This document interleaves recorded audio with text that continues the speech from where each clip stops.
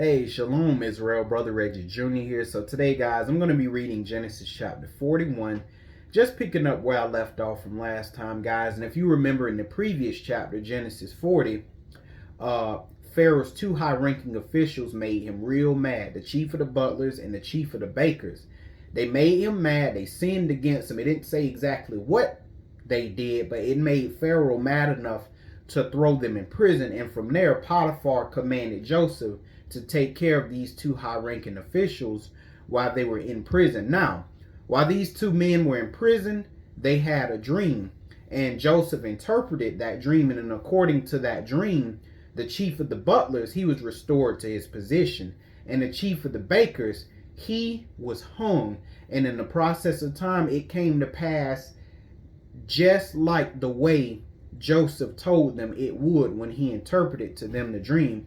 Now that, and also Joseph did tell the chief of the butlers, he said, listen, according to your dream, you're going to be restored and everything to your position. So, hey, when you get out of prison, bring me up before Pharaoh so that I can get out of this prison, because I'm in this prison without a cause. But as soon as the chief of the butlers was restored, as soon as he was back before the face of Pharaoh, living that good life, he immediately forgot about Joseph. And now that takes us here to Genesis chapter 41. And with that, guys, let's go ahead and get right into it. Genesis chapter 41, and I'm going to go ahead and read verses 1 through 8. And it says, and it came to pass at the end of 2 full years. So in the process of time, this is basically 2 years after the incident concerning the chief of the butlers and chief of the bakers. It says that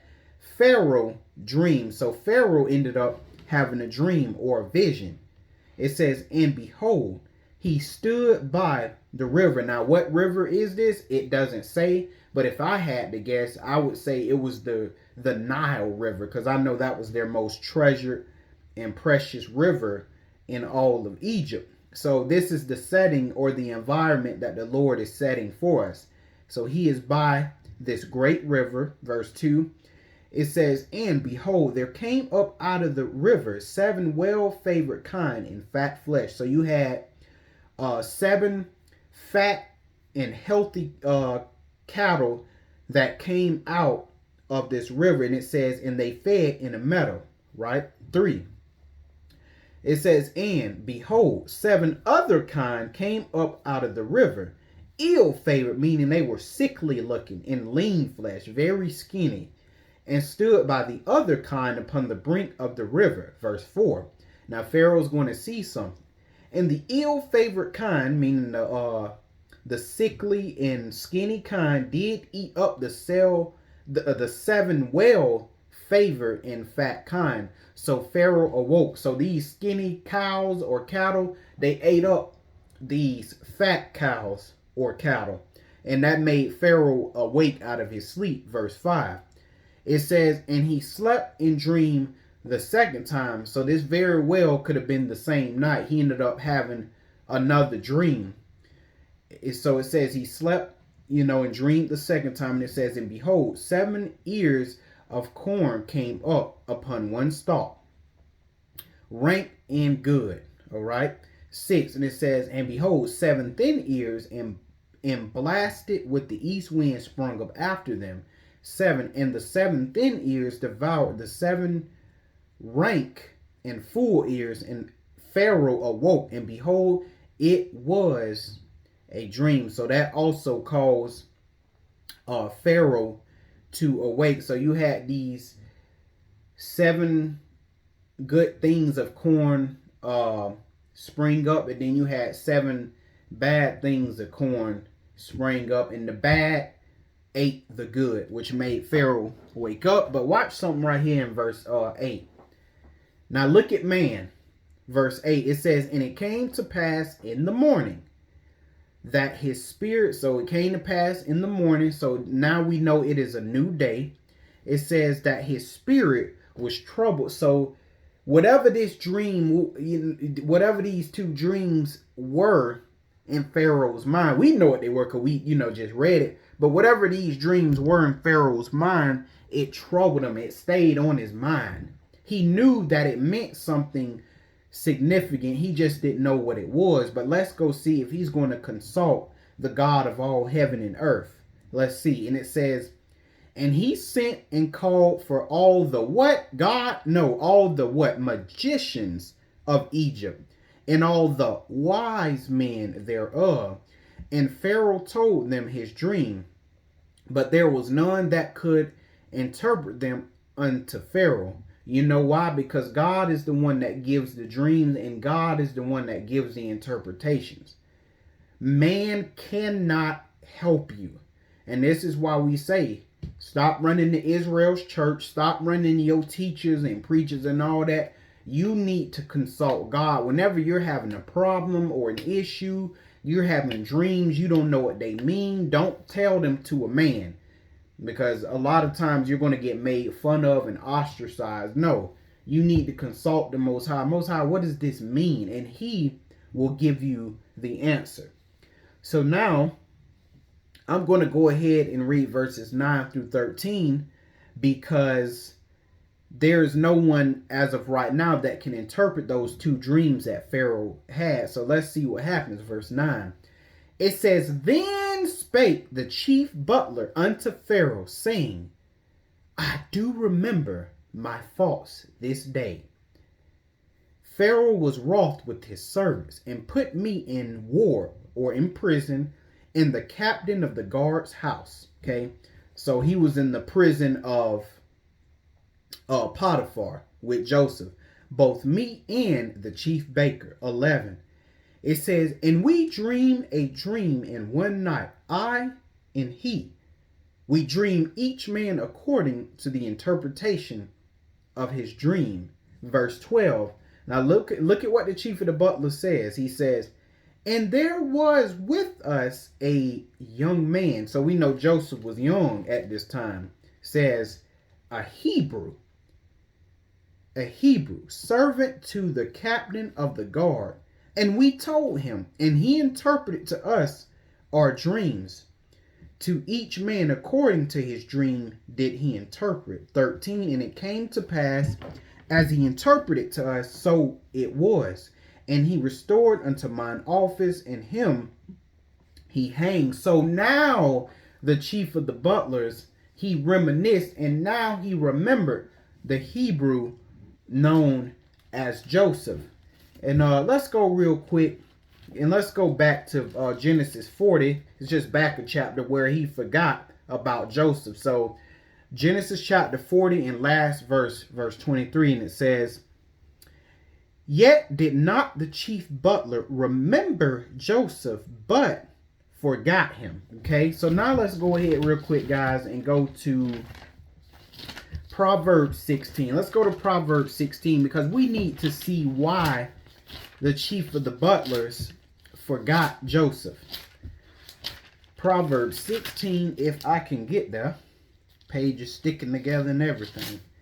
Okay, Proverbs 16 and verse 9, and it says, a man's heart, meaning his mind, deviseth his way.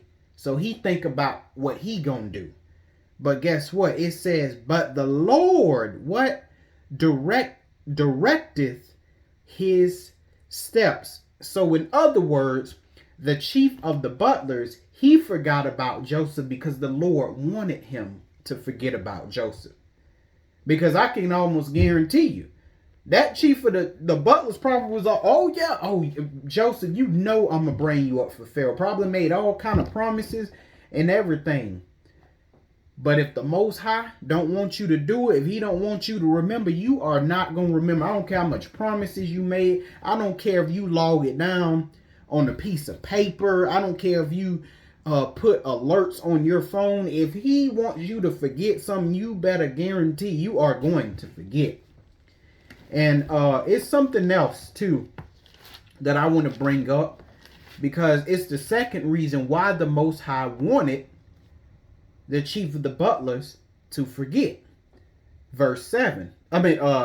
Psalms 37 and verse 7, and it says, rest in the Lord, and wait patiently for him.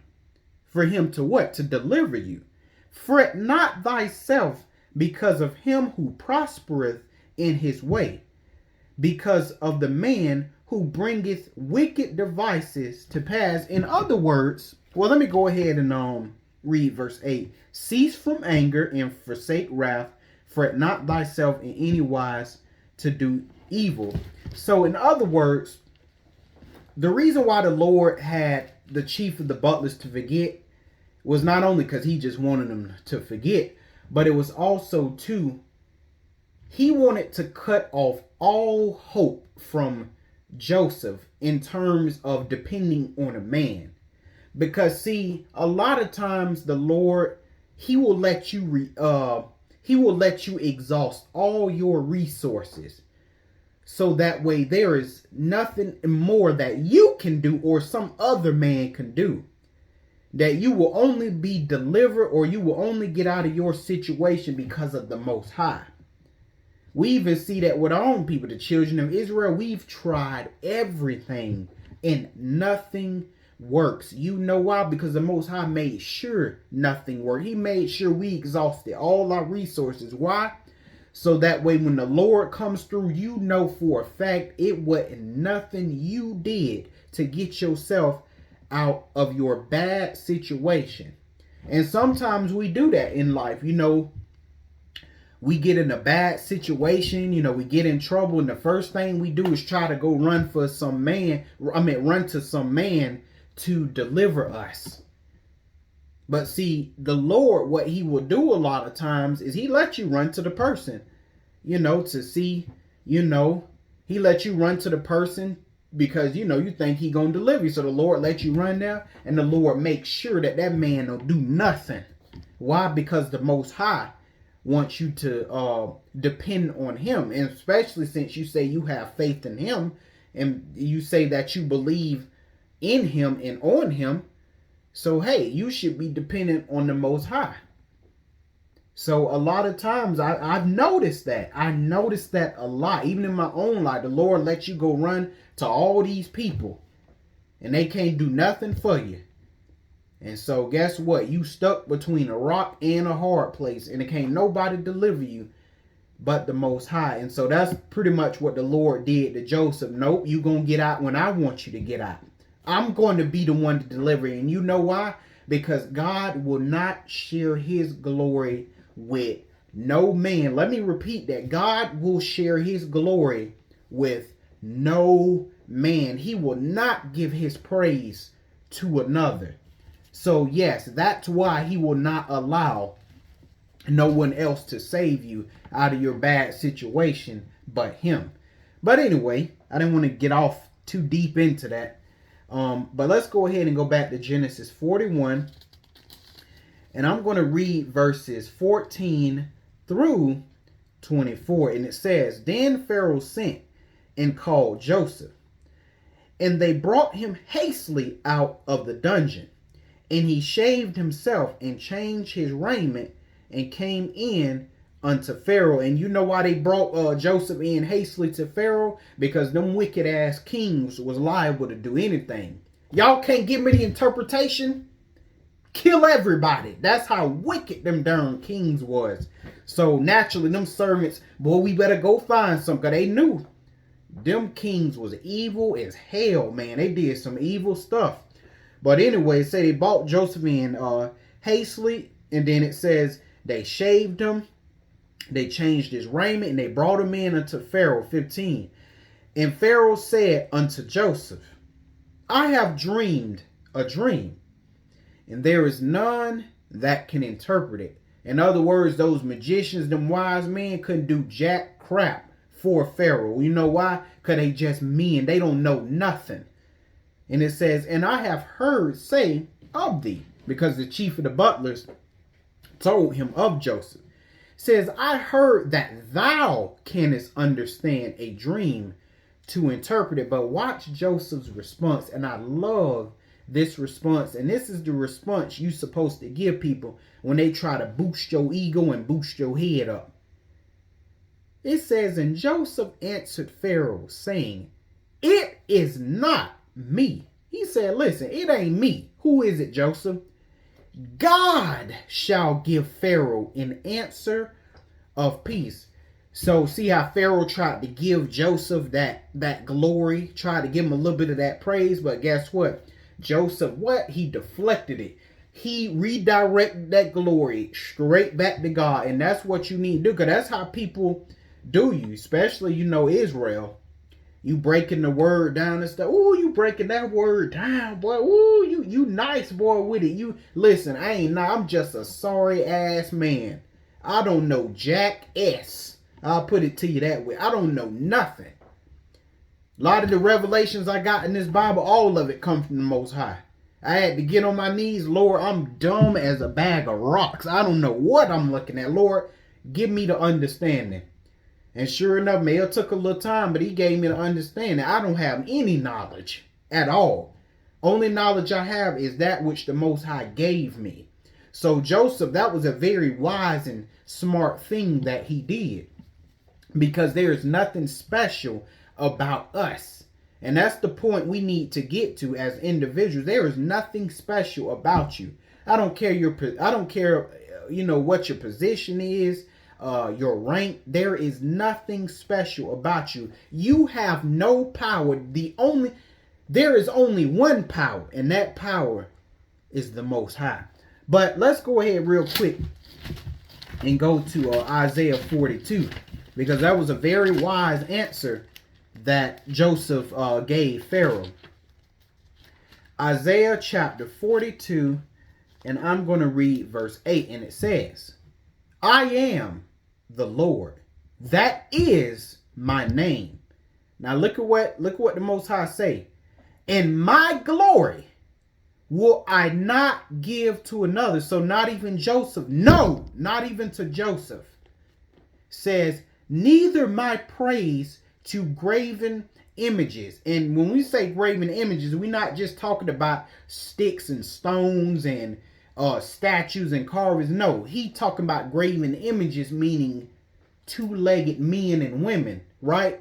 People like celebrities, entertainers, stuff like that. Those are idols. Those are graven images. God said, I will not give my glory to those people. We ourselves are graven images, right? Ain't we made in what? The image of God? We were sculpted and made in what? The image of God. See? So therefore, you can be worshipped by another man. But should you be worshipped by another man? Hell no. You get your wig split for that. All right? But see that? Joseph said, I will give my glory to another man. So he won't give it to Moses. No. Will he give it to Noah? No. Adam? No. See? He ain't giving it to nobody. Everybody is a servant to the Most High. And everybody is to give God praise and glory. We are nothing but a bunch of meat bags or flesh bags. Just full of blood bags. All right. But anyway, y'all, I don't want to go ahead. I don't want to get off into that kind of stuff. So let's go ahead and go back to Genesis 41. And I'm going to continue reading through verse 24. And it says, where did I leave off? 17. It says, and Pharaoh said unto Joseph, in my dream, behold, I stood upon the bank of the river. What river? I don't know, but I surmise it's the Nile River. Verse 18. It says, and behold, there came up out of the river 7 kine, fat-fleshed and well-favored. And all Pharaoh's doing is repeating the dreams that he had. It says, and they fed in the meadow, and behold, 7 other kine came up after them, poor and very ill-favored and lean flesh, such as I never saw in all the land of Egypt for badness. Meaning Pharaoh has seen some bad cattle before, but these cattle were so skinny and so sickly looking that he never seen nothing like it. He knew that there was something wrong with that. Okay, and that's what alarmed him. Verse 20, it says, and the lean and the ill-favored kine did eat up the first 7 fat kine. 21, And when they had eaten them up, it could not be known that they had eaten them, but they were still ill favored as at the beginning. So I awoke, meaning when these skinny cows ate these fat cows, it was almost like as if they didn't even eat them because they were still super skinny. Because a skinny person, you start eating a lot of food, you get big, you get bloated, you get a lot of meat on your bones. No, he said, man, they was still skinny. So, Pharaoh knew that it was something wrong. And from that, he said he awoke, 22. And I saw in my dream, and behold, 7 ears came up in one stalk, full and good. And behold, 7 ears withered, thin and blasted with the east wind sprung up after them, 24. And the thin ears devoured the 7 good ears. And I told this unto the magicians, but there was none that could declare it to me, because they ain't nothing but a bunch of stinking men. They don't know nothing but what God give them. That's why they couldn't declare it to you, Pharaoh. But I'm going to continue reading, guys. I'm going to read now verses 25 through 28, because now Joseph is going to begin to tell him what these things mean. So he's going to begin to tell him the interpretation. Verse 25, and it says, and Joseph said unto Pharaoh, the dream of Pharaoh is one. God hath shewed Pharaoh what he is about to do. Not right away, but what he's going to do in a process of time. But he told Pharaoh, hey, those dreams with the cows, and the cattle, and the dreams with the corn, I want to let you know right off the bat, those two dreams are the same. They mean the exact same thing. Okay, 27. And the 7 thin and ill, so we're on verse 27. And the 7 thin and ill-favored kind that came up after them are 7 years. And the 7, okay, I think I skipped. Let me see. Yeah, 26. Excuse me, y'all. The 7 good kind are 7 years. So the number of the cattle, whether they be good or bad, represented a number of years. Okay.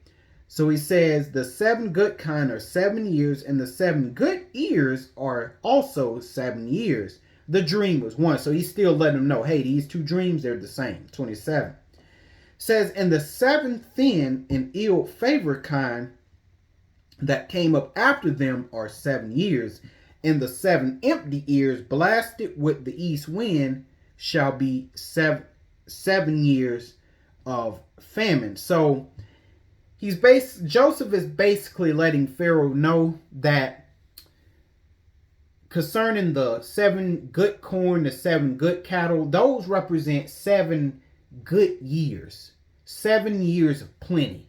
Okay, and then he's letting them know that, hey, those 7 bad cattle, those sickly, skinny looking cattle, and then the 7 stalks of, the 7 ears of empty corn, blasted ears, and all that stuff like that. That represented 7 years of famine, 7 bad years, 7 unproductive years. Okay, verse 28. This is the thing which I have spoken unto Pharaoh. What God is about to do, he sheweth unto Pharaoh. So the Most High showed Pharaoh, hey, this is what I'm getting ready to do. But notice how Pharaoh didn't get the interpretation. Notice how Pharaoh couldn't go to any of his people to get the understanding that he needed to be prepared for what was about to happen. Guess what?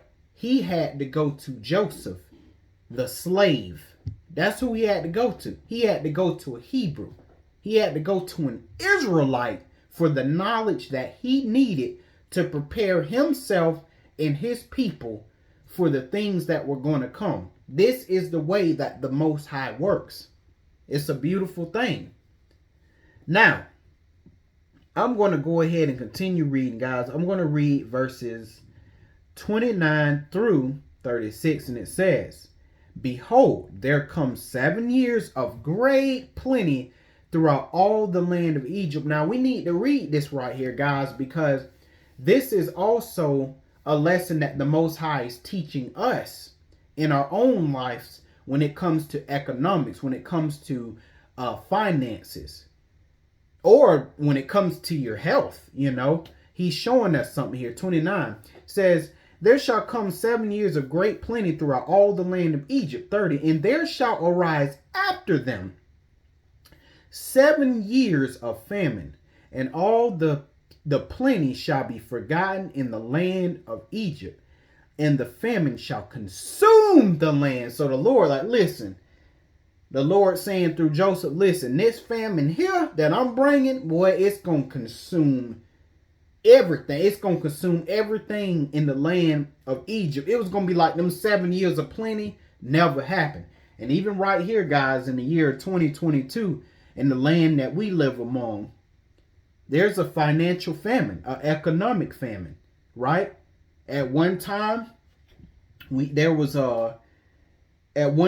this land, there was plenty. There was a lot, money was plentiful. People had more than what they needed. But, people didn't do the right thing. And now that the famine is here, a lot of people are suffering, unfortunately. But let's continue to read verse 31. And the plenty shall not be known in the land by reason of that famine following, for it shall be very grievous. And remember, there was also a famine in the days when Abraham was doing his sojourn. Remember, there was also a grievous famine. Okay, and that also led, Abraham to go down into Egypt, because in that region, man, there was just a sore famine. The Lord, but I'm telling you, boy, he know how to make that belly hurt. Verse 32, and for that the dream was double unto Pharaoh twice. It is because the thing is established by God, and God will shortly bring it to pass. So he's saying the dream was double, not only because the Lord was going to shortly bring it to pass, but because he knew how grievous this famine was getting ready to be. Verse 33. Now therefore, let Pharaoh look out, a man discreet and wise, and set him over the land of Egypt. So now Joseph, the Hebrew, this slave, is going to go ahead and tell Pharaoh how he can overcome this famine, because the slave is the one with the answers, but the slave is the one no one wants to listen to because he's the slave. That's the irony. So Joseph is going to give him some wise advice. So he said, hey, get you a man that's discreet and wise and set him over the land. And this is what you're going to do, Pharaoh. 34.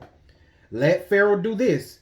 Let him appoint officers over the land and take up the 5th part of the land of Egypt in the 7 plenteous years. So, have this man that you set over all Egypt, have him appoint officers over all the land of Egypt, and everything that people produce, they're going to have to give it to those officers. Basically, they're going to be taking up a 5th part. So they're going to be taking up a certain portion of food. They're going to be saving a certain portion of food every single day for 7 years. 35. And it says, and let them gather all the food of those good years that come. So the Lord is also giving us a financial plan, brothers and sisters. And it says, and lay up the corn under the hand of Pharaoh, and let them keep food in the cities. 36. And that the food shall be, meaning the food that you saved up, the abundance, and that the food shall be for store to the land against the 7 years of famine which shall be in the land of Egypt, that the land perish not through the famine. So in other words, Joseph is like, listen, look, Pharaoh, basically you gotta, during the 7 years of plenty, you have to save the food. Every day for 7 years, through them 7 years of plenty, you gotta save food and keep it up in storage. So that way when these 7 bad years come, that way you have more than enough to sustain yourself during those 7 years of famine. And that's the same with us financially, guys. You got a good job and it pays extremely well. You're getting huge paychecks. You're getting bonuses. Maybe you're getting overtime at work. Save that money, brothers and sisters. Save it. Don't just, you pay your bills and stuff like that. You got all of this money left over and you decide, well, I'm going to just buy up a whole bunch of stuff just because I got the money to do it. No. That money you have left over from paying your bills, guys, especially if it's a whole lot left over, you need to be saving that. Put that in your savings so that way when something happens, your car breakdowns or there's an expensive repair, that needs to be done on the house, or something, a pipe in your wall burst or something like that, or a family member gets sick, you have the money to cover those costs, because when you were making the money, right? When you were making the money, you were putting money up. So now when something arises, you have the money to pay those high expenses. Because what you don't want to do is go to Big Bubba or Big Bruce or Shady Sally to get some money, because you didn't do what you were supposed to do, because they're going to tear you apart. They're going to use you because they know you really need the money. No. During them times when you making the money, you need to put your money up. Even now, things are bad right now, but they're not even close to, it's not even close to what it's going to get in this country. It's going to get real bad. Right now, but it's going to get real bad. So right now, you making the money, put your money up. Save your money. I know I know the temptation is there. You making the money. You got plenty, but save, guys. I promise you, you will not regret it. And that's what the Lord teaches us here in the scriptures. So that's why you need to read your Bible, brothers and sisters, because there's so many teachable moments or teachable scenarios in the scriptures that you can learn from and apply it to your own life. But that's it for that, guys. I want to go ahead and go to Ezekiel 14, because I got to address the elephant in the room here. Ezekiel 14 verses 12 through 14. Now, why is there a famine coming? Well, let's read it. The word of the Lord came again to me, saying, Son of man, when the land sinneth against me by trespassing grievously, in other words, when the inhabitants of a land start pissing me the hell off, then will I stretch out my hand upon it, and I will break the staff of bread thereof, and will send famine upon it, and will cut off man and beast from it. So when people start pissing me off, guess what?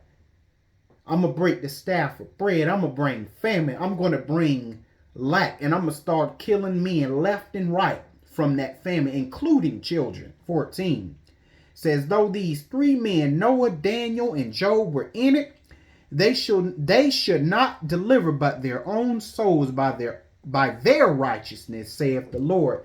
Meaning, when I bring the drama, the only people who are going to be spared from it is those who did right during the times where the party was jumping. But those that decided they was going to do right while the party was jumping, I'm going to make sure I'm going to take care of them. See, that's how the Lord works. And see, that's why the famine was not only in Egypt, but in that entire region. See? Because you know what? Them nations, they served them idol gods. They was doing all kind of madness. Sexual immorality, murder everywhere, burning the children on altars and all kind of stuff. The Lord he got sick of them nations, man. That's why he brings stuff like that. Why you think you see all this stuff in the world? Yeah, it's not just because things are leading to the end game, but it's because the Lord is pissed. Okay, he's sick of seeing men sinning like they crazy. I mean, just sinning left and right all over the place. And when they do all this sin, they go to sleep like nothing ever happened. People exploiting each other all over this place, right? men, not giving their workers, not paying their workers, doing all kind of stuff, oppressing the poor, oppressing the widows. That stuff make God go crazy, man. And that's why the Most High sent this famine, because he was tired of these nations, and Egypt is also included. Now, I want to let y'all know something now. Got to let y'all know something. Now, see, the only grace Egypt had was that Joseph was there. And so when all these other nations were destroyed by the famine, let me go ahead and go back. But while these other nations were destroyed by that famine that God sent, Egypt managed to stay afloat, and Egypt waxed rich. Why? Because everybody brought their money and everything like that. So Egypt ended up becoming a superpower. But you know the joke, what the joke was, it seemed like Egypt got away from the judgment of the famine. But what happened later? In the process of time, you know, centuries later, God destroyed the hell out of Egypt, didn't he? God destroyed Egypt. So did Egypt really get away from the judgment? No, they didn't. Centuries later, God completely wiped Egypt out. Wiped them out, boy. And Egypt really, after that, Egypt never really recovered after that. But we'll get more into that once we get to Exodus. Because once we get to Exodus, I'm going to come back to Genesis and show y'all how Egypt never escaped the judgment of this famine. The Lord told them apart. But let's go ahead and go back, guys, to Genesis 41.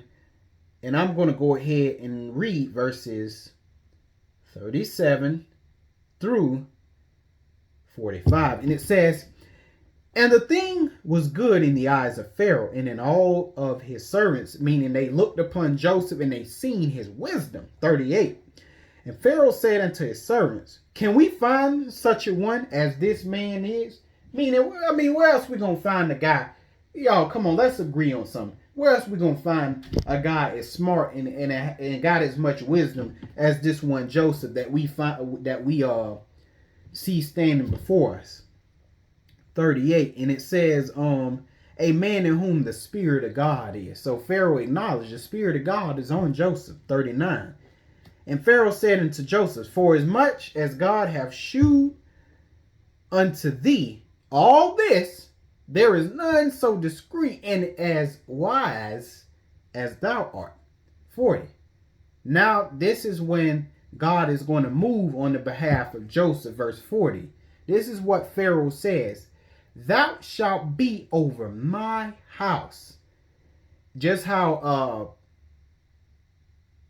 Joseph was over Potiphar's house, now he's going to be over Pharaoh's house, which is an even greater honor. To be over the king's house, that's huge. "And according unto thy word shall all my people be ruled, only in the throne," meaning in rulership, "will I be greater than thou." And so basically, Pharaoh is basically appointing Joseph as being his right-hand man. So Joseph essentially is becoming the co-pharaoh, if that makes sense. Verse 41. "And Pharaoh said unto Joseph, See, I have set thee over all the land of Egypt." And mind you guys, this is not Pharaoh doing this. This is the Most High moving on behalf of Joseph. 42. "And Pharaoh took off his ring from his hand," because back in those times, those ancient times, those kings wore signet rings.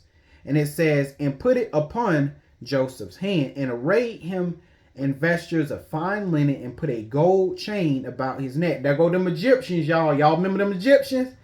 Real dark. They, them Egyptians, super dark. There they go with that gold. Showing you right here. Put a gold chain about his neck. That because them Egyptians were decked down and go. All them black nations was rich, man. It's just a different time. But anyway, I don't want to get off into that. But Joseph basically was arrayed in royal apparel, pretty much.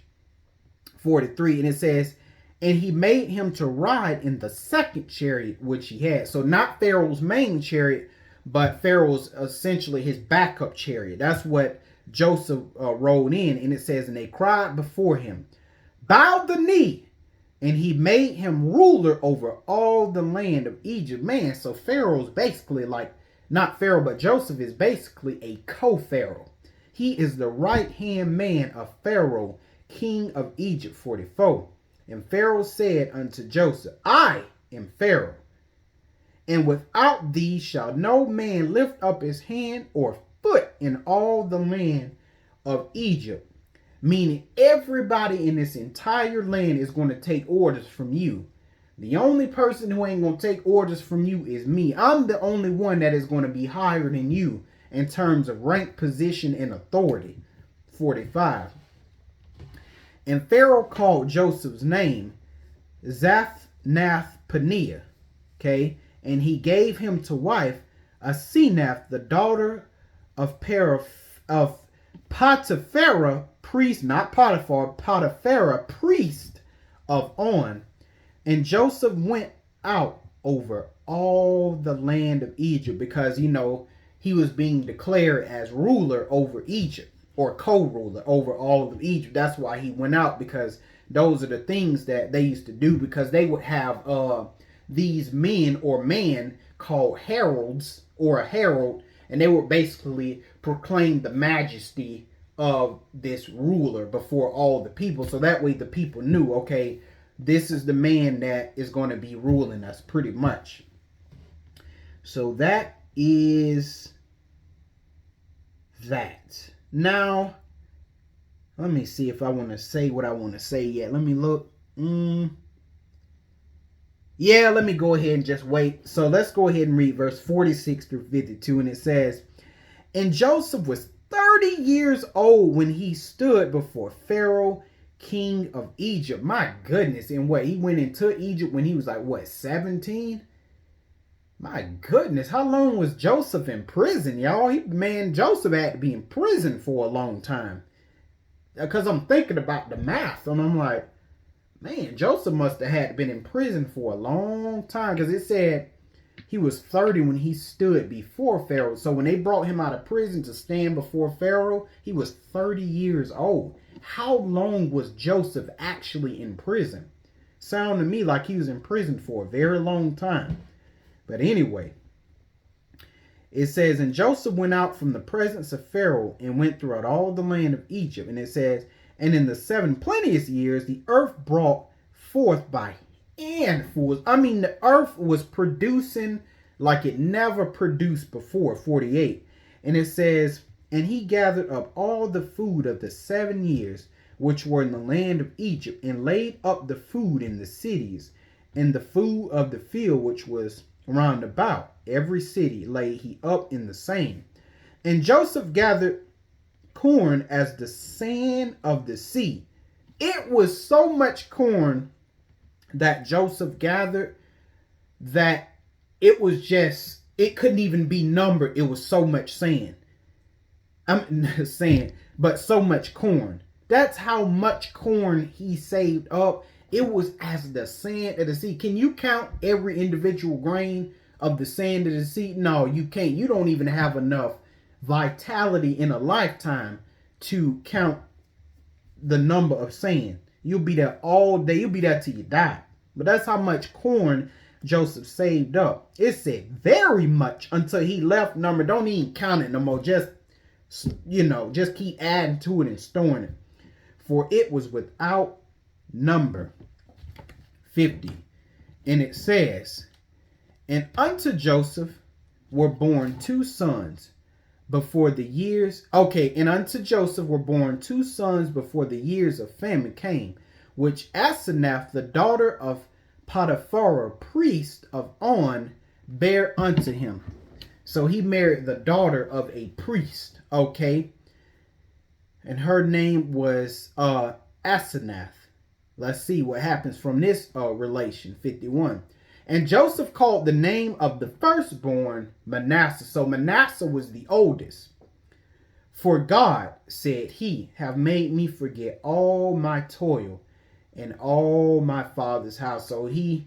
So basically the Lord, when he delivered Joseph, he made Joseph to forget all that hell he went through. That was a damn nightmare, being in prison for that long, and and we don't even know what he went through when he was in the prison, but it must have been, pretty bad, man. And then he forgot, and then, the Lord made him forget about how, his brothers hated him and tried to basically murder him pretty much. And so, when the Lord delivered him, it's like none of that ever happened. And, I just want to say to you, 12 tribes of Israel, watching worldwide, that, hey, man, I'm just telling you, when the Most High get back here and he changed our plight, our position in this world before our eyes, it's going to be like none of this stuff ever happened. It's going to be like we were never in captivity. It's going to be like we never had the curses on us. I can't explain it to y'all, but it's going to almost be like it was a dream. Like, were we really in captivity? Did we really go on slave ships? Were we really cursed, impoverished? Huh? Were we really the poster child for everything negative in all of these nations? It's going to be like that never happened. Because God is going to work a wonderful work in the day in which he comes back. And I cannot wait for that day, brothers and sisters. We just got to hang in there like Joseph, and we can't give up on God because he has not given up on us. 52. It says, in the name of the second called he Ephraim. So Ephraim was the second born. It says, for God have caused me to be fruitful in the land of my affliction. I mean, he calls me to have plenty, abundance, a lot. And it's funny because that's a play on Ephraim's word, fruitful. And we're going to see why that's a play on his word, on his name later. 53. And the 7 years, hold on, let me see. Okay. Fruitful in the land. Let me make sure I ain't forgetting nothing. Okay, y'all, let's go ahead and go to Psalms 37. Psalms chapter 37. Let's see. Now I'm going to read verses 39 through 40. Now look at this. It says, but the salvation of the righteous is of the Lord. So the deliverance of the righteous, or those that say they serve God, have faith in Christ and keep the commandments. See, our deliverer is the God of all heaven and earth. And it says he is their strength in the time of trouble. And sure enough, we are. We don't go run to no man. We run to the Most High because we know he's going to deliver us. 40. And the Lord shall help them and deliver them. He shall deliver them what? From the wicked, and save them because they trust in him, just like Joseph. And God delivered Joseph from the hands of his brothers. He delivered Joseph from the hand of Potiphar. He delivered Joseph from the hand of Pharaoh, all his enemies. The Lord delivered Joseph. And see, I just want to say something real quick. Okay. That's something that your enemies never perceive. That's something that they never expect. They never envision the day that God will give you the power and put the sword in your hand. See, because when the wicked are ruling over you and they have the power over you, they show no mercy to you. They beat the hell out of you. They don't show any compassion, nothing. They just every day just destroying you, bringing you low. But see, they do all kind of wrong to you, but they never envision the day where God will take the power and the sword out of their hand and put it in your hand. And it's funny because every time that happens, now all of a sudden that wicked man that's been doing all of this evil to you, now they want compassion. Now they want mercy. Now they want you to be patient with them. All of the stuff that they didn't show you, now they want it. This is a good God we serve. And I'm going to let you know, you will receive no mercy. You will receive no compassion. You will receive no patience. Why? You can't receive what you didn't put in.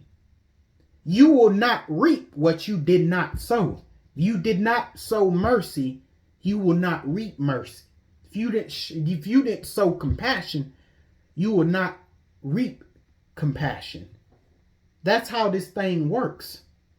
That's why the Lord warns us, when you have power over a person, when you have authority over a person, treat them well, treat them right. Because a time may come where that power is taken away from you. That authority, that position is taken away from you, and you're going to be at the mercy of the person that you were over. Right? And so you want to make sure that you're treating them right, because they're going to treat you the way you treated them most of the time. That's usually how it goes down. So don't be abusing nobody. Okay? Don't mistreat anyone, because if they get the power and you're brought low, I'm just telling you, you're going to reap what you sowed. Okay? I've seen this happen a lot, especially at work. I've seen it a lot, man. It's scary. I've seen it. God take the power out of this person's hand and put it in this person's hand. Now the person that was doing all the victimizing and abusing, now they crying, not screaming, ah, because they want mercy now. They want what they didn't show. But they won't get mercy because they didn't sow it. That's all I want to say about that. And all of that I just said, we're going to see that later concerning Joseph's brothers. It's hilarious because it's this look of pricelessness that the wicked have. It's hilarious. It's the funniest thing to ever witness whenever they see that you have the power now. That's why these nations that we're in, they doing all of this talking now. They telling us hard things, doing the children of Israel in, passing all kind of wicked decrees against us and everything. But when the Most High come back and he get these Negroes with these big noses and big lips and small ears the power, watch they tune change. When they big guns are taken away, we are the Aryan race. When God bring that kind of stuff low, watch their energy change. It happens every time. But guys, let's go ahead and just finish this rest of this chapter out. So I'm going to read Genesis 53 through 57, and it says, "And the 7 years of plenteousness that was in the land of Egypt were ended." So them 70 good years ended, just like it said in Pharaoh's dream, and the 7 years of dearth began to come, according as Joseph hath said. And the dearth was in all the land. So it said the dearth was in all the land. So this means that this probably was a worldwide famine. It says, "But in all the land of Egypt, there was bread, and there was plenty of it." It was so much bread, it could surpass the 7 years of famine. It says 55, "And when all the land of Egypt was famished, the people cried unto Pharaoh for bread. So they cried for Pharaoh to save them. And Pharaoh said unto the Egyptians, Go unto what? Joseph, what he saith to you, do." 56. "And the famine was over all the face of the earth." Yep, so that confirms it. It was a worldwide famine. It hit the Shemites, it hit the Japhites, and it hit the Hamites. That famine ran through this earth. It said through the face of the earth. That's all the lands. And it says, "And Joseph opened all the storehouses and sold unto what? The Egyptians. And the famine waxed sore in the land of Egypt." And it says 57, "And all the countries came into Egypt, and all countries came into Egypt to Joseph for to buy corn, because that the famine was so sore in all the land." Now, let me let y'all understand something real quick. Just because people came to buy from Egypt, I want to let y'all know a whole bunch of men, women, and children died from this famine. Okay? That's why the Lord sent it, because he's taking people out that pissed him off. He gonna get you. That's the thing. See, when you're partying, you know, you don't want to hear God because you got the party going, got the music jumping, watching your little videos, your little entertainment. Ooh. But when God brings stuff like this famine, all of a sudden that TV don't mean much. You can't eat your remote, can you? See? That's how the Lord get down. But essentially, we've just seen how Egypt became a powerhouse, an economic powerhouse, because of this famine right here. And that is it for this lesson, guys. I hope you guys got some understanding, and I will see you in Genesis 42. Shalom.